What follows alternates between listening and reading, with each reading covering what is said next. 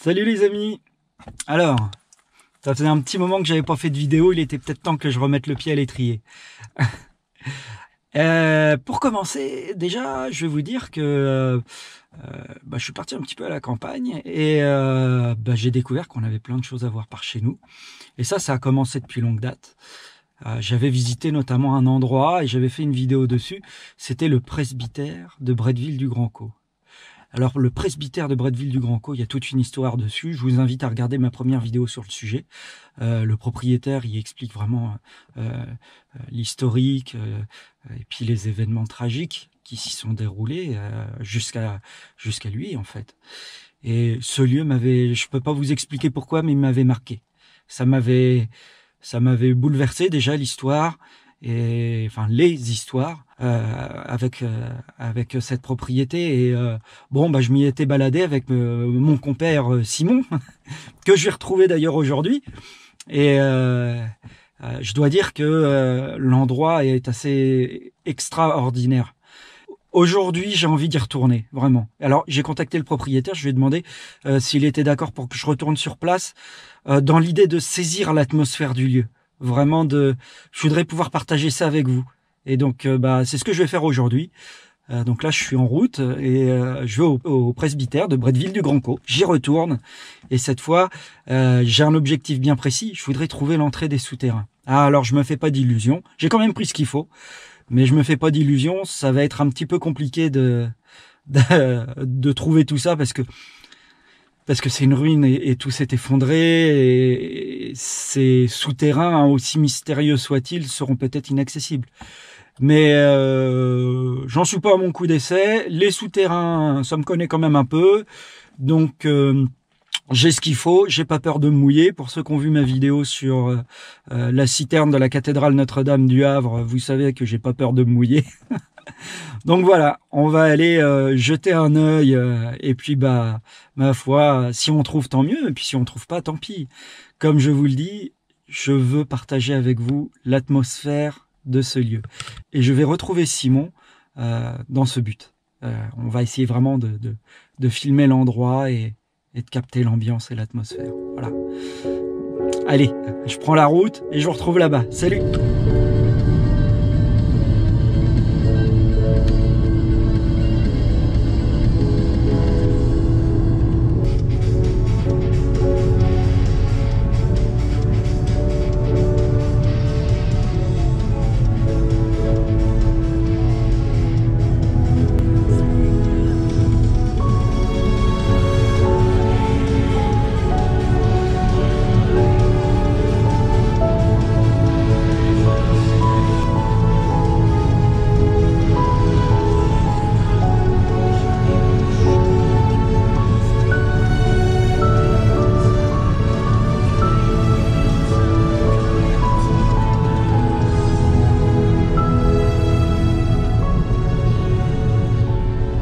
Alors, je fais un petit arrêt sur la route de Bretteville-du-Grand-Caux, du presbytère, pour vous présenter très rapidement un petit monument religieux que j'avais déjà filmé. Là aussi, je vous renvoie à la vidéo sur la chapelle de Biville. Elle est juste là. Voilà, je me suis dit ce serait trop dommage de passer et de pas vous la montrer. Alors quand je l'avais visitée, elle était sous la neige, c'était particulièrement beau comme endroit. Là, c'est tout aussi beau, bien sûr. Hein. En plus, avec ces belles couleurs d'automne, moi j'adore. Ça fait partie aussi de ces endroits qui m'inspirent, qui me marquent et dont j'aime saisir l'atmosphère. Donc là, c'est pareil, c'est le genre d'endroit où j'aimerais bien retourner pour saisir l'endroit, l'identité du lieu, et voilà. Bon, allez, je reprends la route pour Bretteville-du-Grand-Caux.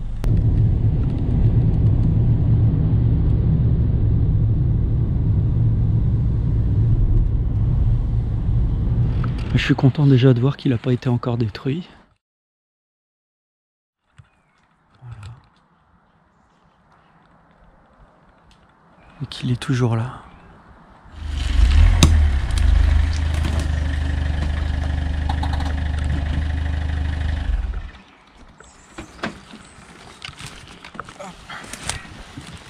Et voilà le compère. Salut. Bon, bah allez, moi je vais me changer quand même. Mes 30 minutes de travail. Le beau bleu. Voilà. Et puis on se retrouve pour la suite.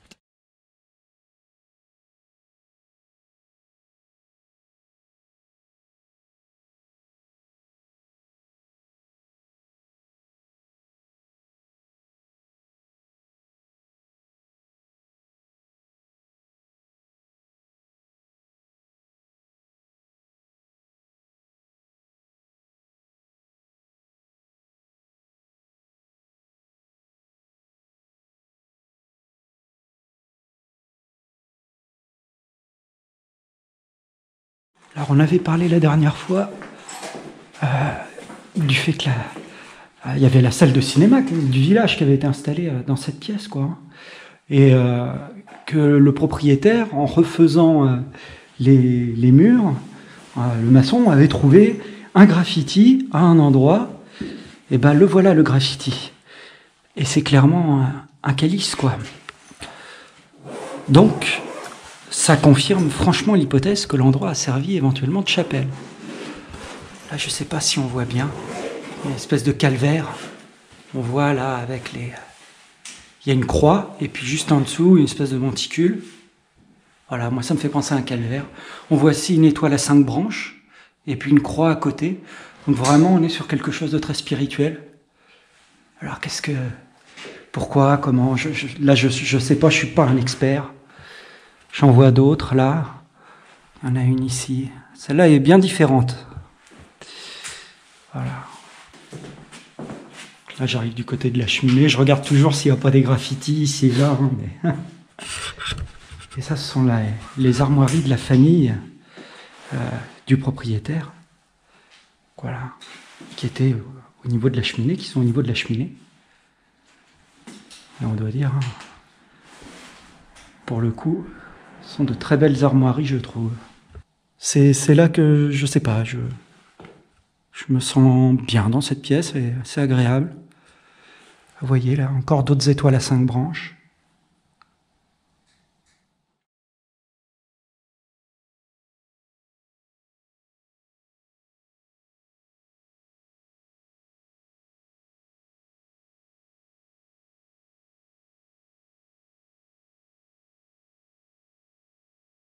Et alors, ce qui était assez remarquable aussi, déjà c'est l'escalier.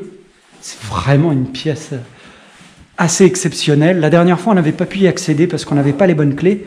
Et alors là, c'est vraiment un plaisir de pouvoir enfin admirer le travail. Donc l'escalier a été fait par un artisan de ferronnerie et il a été réalisé à la manière du XVIe siècle. Voilà. Mais quand je vous dis que c'est vraiment un artisan, regardez un peu les détails. Les cœurs là, enfin, je ne sais pas si c'est des cœurs ou des feuilles de lierre, parce que les feuilles de lierre ont un peu cette forme-là. Et il y a quelque chose de très organique dans le fil de fer torsadé, comme ça, qui monte et qui grimpe, comme ça. Je trouve ça vraiment magnifique. Il y a un travail formidable. Regardez ça.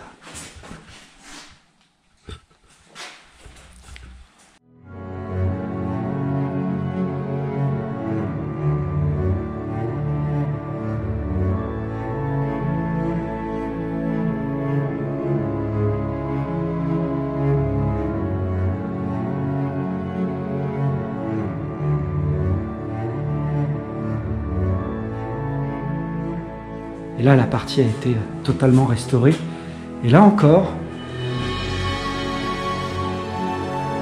on retrouve ces petites feuilles de lierre. Ou ces cœurs, je ne sais pas exactement. Je ne suis pas un spécialiste.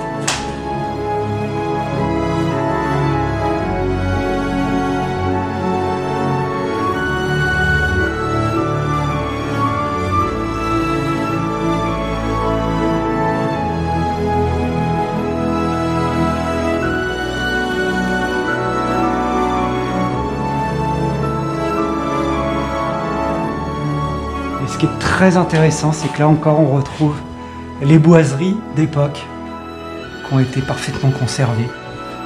On les voit, hein, elles ont été ouvragées, ça c'est des anciens. les anciens emplacements des poutres, quoi. Regardez un peu ça, c'était vraiment fait. Voilà. Donc l'endroit était un gîte, donc on pouvait louer les chambres. Voilà. Donc là, on va entrer dans la chambre du corsaire.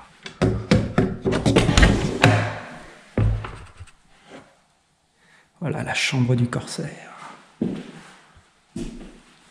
Vous avez vu un peu le travail au niveau des poutres? Quand l'ancien se mêle au nouveau, au neuf. Voilà. Bah là, on est vraiment dans la conservation. Ça aurait été facile hein, de refaire un toit tout beau, tout propre, tout neuf, avec des poutres. Voilà. Bah non. Là, il y a du talent, il y a du travail. Et ça permet de conserver l'ancien. Vous avez vu comment le bois est particulièrement à la forme du bois, quoi. On voit les veines, on voit... C'est incroyable, ça. Ce qui se faisait au Havre, notamment, c'était de réutiliser de la charpente de marine. Alors là, on n'est pas au Havre, évidemment, on est à Bretteville-du-Grand-Caux. Mais après tout, pourquoi pas? Pourquoi pas des charpentes de marine qui auraient été récupérées sur les chantiers avoisinants? Parce qu'il y a plein de ports là, hein, qui sont pas bien loin. Voilà. Alors je sais que même pour les fenêtres, ça a été compliqué pour le propriétaire. Il a dû... Vous voyez, c'est les fenêtres avec l'espèce de barre au milieu, ça fait les fenêtres à l'ancienne. Je sais plus le nom, tabatière ou quelque chose comme ça, parce que ça rappelle les formes de boîtes de tabac. Et je sais que juste pour mettre une petite lame comme ça, sur une fenêtre, ça pouvait prendre des prix exorbitants. Mais en même temps, c'était comme ça qu'il fallait faire pour conserver l'identité culturelle de l'endroit.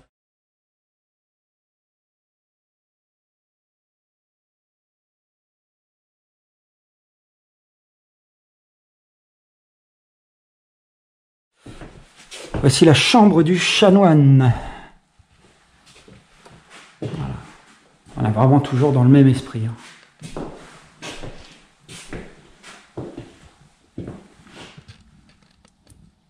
Les boiseries sont superbes. Ça, il n'y a vraiment aucun doute là-dessus. Les boiseries sont vraiment superbes.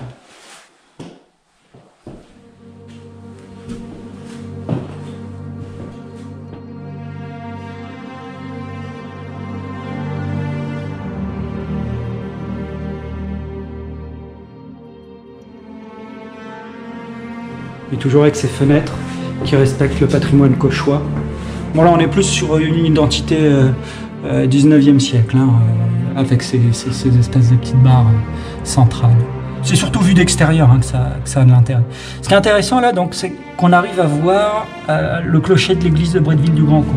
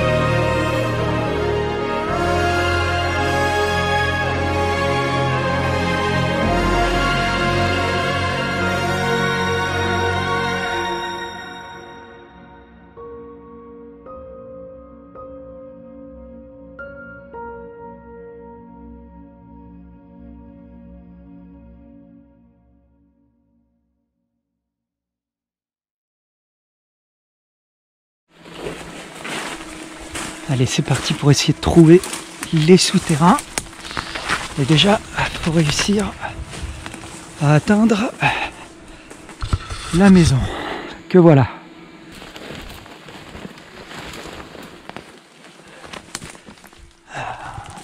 On va longer par ici.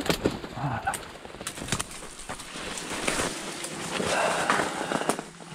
Alors la dernière fois, j'étais passé dans la partie qui était à côté. On va essayer là. Hein. C'est parti. Voilà. Moi, je veux bien l'admettre, c'est pas ce que j'ai fait de plus safe.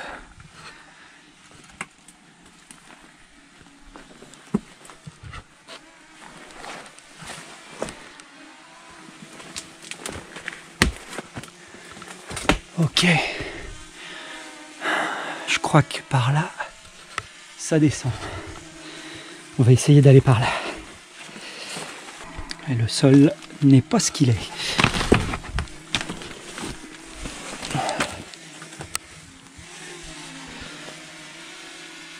Il a mis Simon là-haut. Ouais, c'est ça. On y est.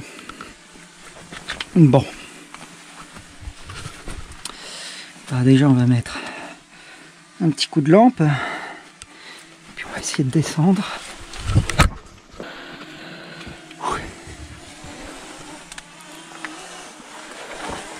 Ah, c'est bien, ça descend tout seul.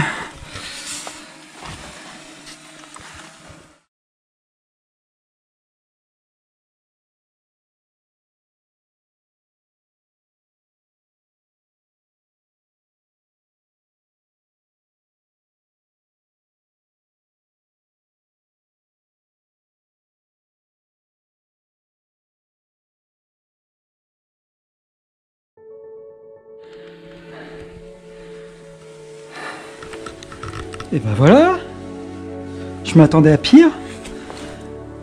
Il n'y a pas d'eau. C'est super sec. Pourtant, vous avez vu la météo qu'on a eue. Hein. Ah ouais, d'accord. Ok. D'accord.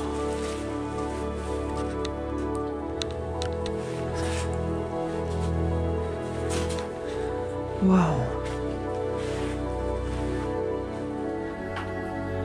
Comment dirais-je? Ça en fait des bouteilles. Je crois que le propriétaire m'avait dit que l'eau était sortie d'un mur et repassait par un autre trou.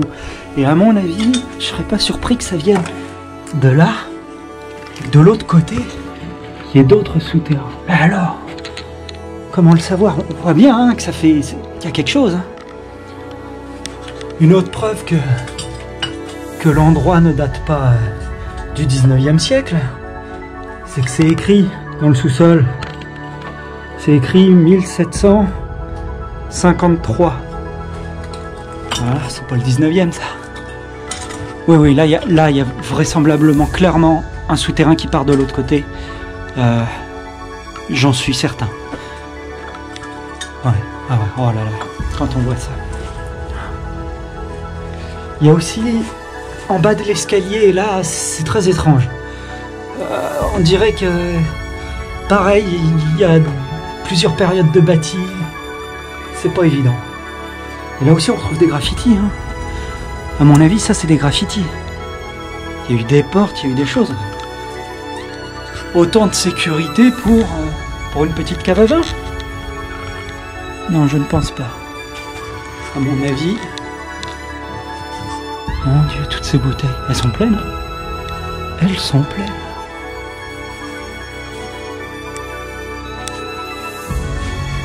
Là maintenant, c'est de la brique ici. Et puis ça n'a pas la même profondeur qu'ici. Oh non, non, non, non, non, non, non, non. Pour moi, non, non. Il y a quelque chose derrière. Il y a quelque chose derrière. Pourquoi ça a été muré, je ne sais pas. Mais ça a été muré. Voilà. Il y avait des inscriptions à la craie. Ici, je sais pas. C, P ou CR. Je sais pas. Mais là, il y avait quelque chose d'écrit, visiblement. Donc là, on a la date. Ah, là, on a des graffitis. On en a plusieurs. On va regarder ça avec Simon. Je crois que Simon a l'intention de me rejoindre. Je vais essayer de voir si je peux pas l'aider à trouver son chemin. Je lui ai dit que si je revenais pas, c'est que j'avais trouvé. On va essayer. Hop là. Et voilà ce que j'ai au-dessus de la tête. Non mais tout va bien. Hein. Comment on dit l'expression déjà? J'ai un pied dans la tombe. Oh la vache.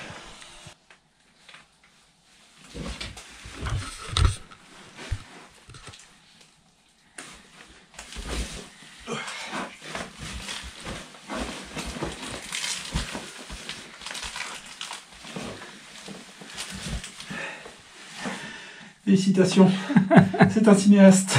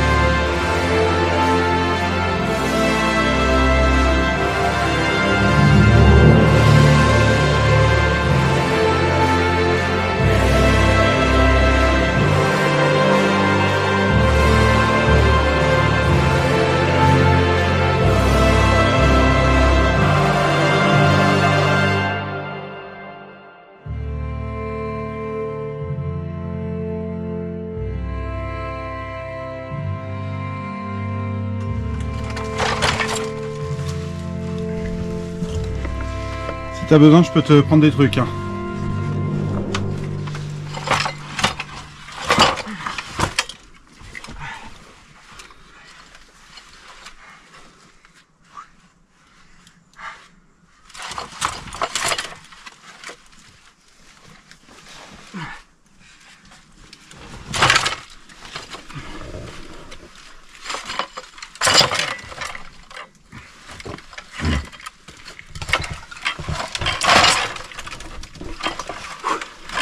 Ça va aller, t'inquiète.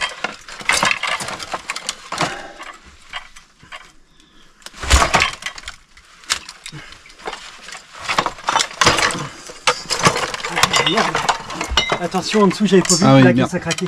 Merde. J'avais pas vu. Vas-y, laisse poser. Ok. Je vais essayer de sortir de là déjà. Ah, diable. Puis je vous raconte pas ce que j'ai au-dessus de la tête. Non, faut que je sorte d'ici. Il y a des choses. Et puis de toute façon, c'était le deal avec le propriétaire. Pas de risque inutile. Moi, je vais rester ici parce que c'est vraiment le seul endroit où le ciel ne risque pas de me tomber sur la tête. Parce que si je vais là, je me retrouve avec des poutres. Si je vais là, je vous en parle même pas. Ouais. Ah oui, on voit là, il y avait un escalier, on voit encore les balustrades. Aïe, aïe, aïe, aïe, aïe, aïe, aïe. Là, on a eu des grosses tempêtes, hein, il y a peu de temps. Très, très grosses tempêtes. Et ben regardez, ça tombe pas. Même ma cheminée à moi, elle est pas en aussi bon état. Sérieusement, c'est incroyable. C'est pour ça que je voulais revenir ici. C'était pour vraiment partager avec vous ça, quoi. Vous montrer à quel point on peut mettre ses tripes dans un projet, on peut croire en quelque chose de grand et de beau, et du jour au lendemain, quand le destin et la tragédie décident de frapper, mais qu'est-ce qu'on peut y faire, quoi. Moi, je la ressens, cette mélancolie ici, quoi. Et je savais que, en plus, la bâtisse, elle n'avait pas fini de raconter son histoire, qu'il y avait des choses encore à dire. Et ben, la preuve en est en bas, hein. Le 1753, les départs de souterrains, tout ce que le propriétaire m'a raconté, ça se vérifie. C'est pas du pipeau. Tout ça, c'est dramatique. C'est dramatique. Et tous ces secrets qui risquent de disparaître, on ne sait pas ce qu'il y a derrière ces murs, derrière ces souterrains. Et on retrouve encore les fameux clous à tête carrée, qui sont typiques vraiment enfin, qui sont anciens, quoi. Je crois que tout ce qui est tête carrée, bien martelé, là, comme ça, c'est jusqu'au 17e. Oh, là, on a des choses extraordinaires ici. Eh bien, je peux pas... Peut-être lui. Ouais, là, en voilà un qui ressort. Ils sont rongés, mais... Ces clous sont une pure merveille.